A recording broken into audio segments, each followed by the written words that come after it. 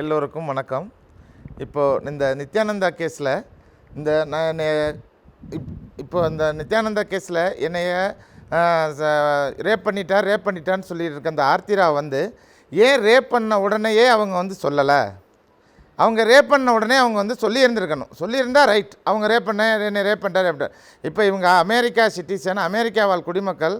அமெரிக்காவில் அவங்க பெரிய பட்டம் படிச்சிருக்கேன், நான் அமெரிக்காவில் இருந்திருக்கேன்னு சொல்லி அமெரிக்காவில் இருந்து நம்ம நாட்டோட எல்லா விதத்துலேயும் அமெரிக்கா வந்து ஒரு பெரிய லெவலில் இருக்கிற நாடு. அவங்களுக்கு எல்லா இன்ஃப்ளூயன்ஸும் தெரியுது. இப்போ இன்றைக்கி இந்த கோர்ட்டுக்கு போய் பெரிய கம்பீரமாக இவ்வளோ தைரியசாலியாக இருந்து இன்றைக்கி சொல்லிக்கிட்டு இருக்கவங்க அன்னைக்கு சொல்லலை ஏங்கிறது தான் எங்களுடைய கேள்வி. இப்போ அவங்க வந்து அப்போவே சொல்லியிருந்தா ரைட், ஓகே, ரேப் பண்ணிட்டாரு, அதனால் என்ன செய்யலான்னு சொல்லி. இப்போ காலம் கடந்து என்னை நான் பல தடவை ரேப் பண்ணியிருக்காரு அப்படின்னு இன்றைக்கி ரேப் பண்ணிட்டாருன்னு சொல்லிட்டு இருக்காங்க. இவங்க இன்றைக்கி சொல்ல வேண்டியவங்க அன்றைக்கி ஏன் சொல்லலை? அதை வந்து மக்கள் வந்து சிந்திச்சு பார்க்கணும். இப்போது இந்த நித்யானந்த கேஸில் இருக்கிற ஆர்த்தி ராவ் என்னை வந்து சாமி ரேப் பண்ணிட்டாங்க அப்படின்னு சொல்லிகிட்டு இருக்காங்க. இந்த ஆர்த்தி ராவ் வந்து அமெரிக்கா வாழ் குடிமக்கள். அவங்க அமெரிக்காவில் இருந்தவங்க, நிறையா படித்தவங்க. இதை ஏன் அந்த ரேப் பண்ண உடனே என்னை வந்து ரேப் பண்ணிட்டாருன்னு அவங்க வந்து சொல்லலை? அவங்களுடைய பேட்டி, அவங்க அந்த கோர்ட்டுக்கு வர்ற ஒரு நடை உடை பாவனைகளை பார்க்கும் பொழுது அவங்க போல்ட்டானவங்களாக இருக்காங்க. அன்றைக்கே அவங்க அவங்க உண்மையாக இருந்திருந்தால் அன்றைக்கே அவங்க சொல்லியிருந்திருக்கணும்.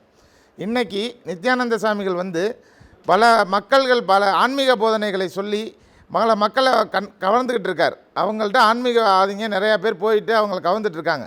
ஆனால் இன்றைக்கி அவருடைய வளர்ச்சியை தாங்க முடியாமல் அவரை வந்து சதி திட்டம் தீட்டுன்ற சில பேரோடு சேர்ந்துக்கிட்டு இன்றைக்கி என்னை அவர் ரேப் பண்ணுறார் என்று சொல்லி கூச்சலும் குழப்பலும் ஏற்படுத்திக்கிட்டு இருக்காங்க.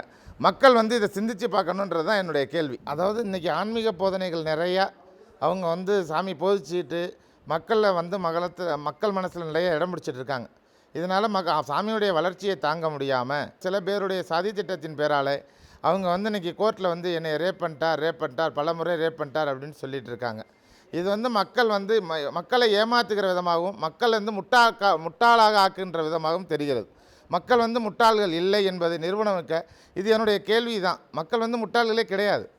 மக்கள் வந்து முட்டாள்கள் நினச்சிட்டு என்னை அவர் பல முறை ரேப் பண்ணியிருக்காரு, பல தடவை பண்ணிட்டான்னு சொல்கிறது மக்கள் வந்து சிந்திச்சு பார்க்கணும். இதில் அந்த அம்மா வந்து உண்மைக்கு புறம்பான வார்த்தைகளை சதிகாரர்களுடன் சேர்ந்து அவங்க செஞ்சுக்கிட்டு இருக்காங்கங்கிறது தான் என்னுடைய கேள்வியாக இருக்குது. மக்கள் இதை கண்டிப்பாக சிந்திச்சு பார்க்கணுன்றது தான் என்னுடைய கேள்வி.